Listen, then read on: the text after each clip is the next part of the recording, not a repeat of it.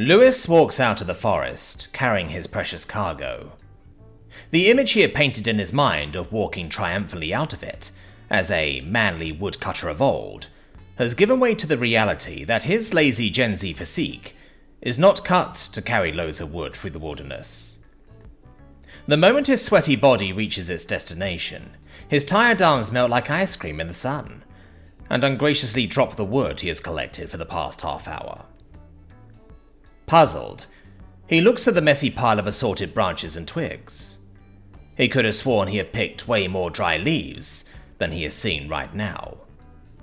In a rare moment of brightness, Lewis turns his head and looks back at the path he came by.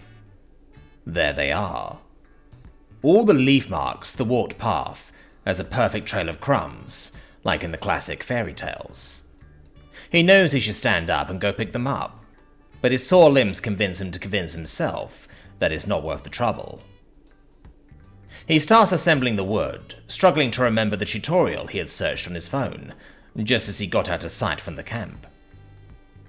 A 10-minute video, which took much longer than that as he kept moving back and forward, unable to find the point where the sponsor segment ended, ultimately wasting the last electron of his battery. He remembers the thicker wood goes somewhere, and the thinner elsewhere. This is, however, the least of his problems, as he scours his brain for the faintest idea of how he is going to light the fire without matches or a lighter. An image forms in his head, a plank of wood lying flat while a twig, perpendicular to it, is vigorously twirled, and he is almost 3% sure this is not the memory of an old cartoon. Finishing to put the wood together, Lewis revels in the image of his work, a perfectly built Indian tent. Yep, he is definitely remembering cartoons, not the tutorial. Yet, if cartoon logic is all he got, cartoon logic it is. "I can light us a fire," he said.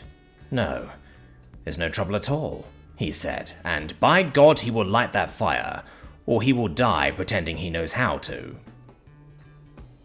As often happens post factum, a great idea comes up to him. He should have called his father, the man he has watched grill meat on a bonfire every weekend of his life.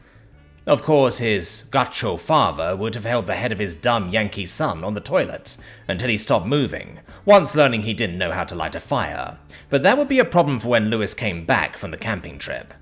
By now, he would be hearing the fire crackle. But it's too late for that. For the moment, the best he can do is grab another twig and hope this one doesn't break, doesn't get a splinter in his hand, or if it does, that his scream of pain is not as girly as the first one. Tiffany notices the little horror show going on, and takes a seat next to her friend who, for the past 40 minutes, has been watching it unfold, speechless and motionless. He didn't take the hint, did he? Nope.